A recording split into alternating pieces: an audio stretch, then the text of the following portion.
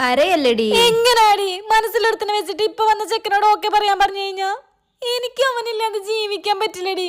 കാരണം എന്താന്നറിയോ നിനക്ക്? എന്തടി? അവൻ എന്റെ ഓക്സിജൻ ആടി. മനസ്സിൽ ഞാനും അവനും ഇപ്പോഴും ഭാര്യയും ഭർത്താവായിട്ടാ ജീവിക്കണേ. അപ്പൊ എനിക്കിത് രണ്ടാമത്തെ കല്യാണല്ലേ.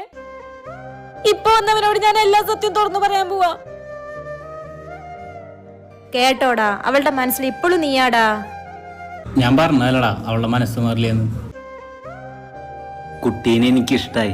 അതിനു മുന്നേ ഇയാളോട് എനിക്ക് കുറച്ച് സംസാരിക്കാനുണ്ട്. ആ എന്താ പറയാളെ? അയ്യോ കരയില്ല, എന്നാ കണ്ണു തുറക്കി. കണ്ണീര് തുടക്കാൻ 500 നോട്ടാ.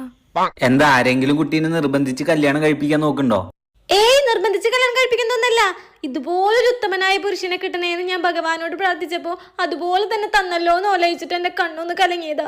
ഓക്കെ അതൊന്നും കുഴപ്പമില്ല. ഒരു കാര്യം ചെയ്യ്, 10,000 വെക്ക്. ഹെൽത്ത് ഒക്കെ നോക്കണം.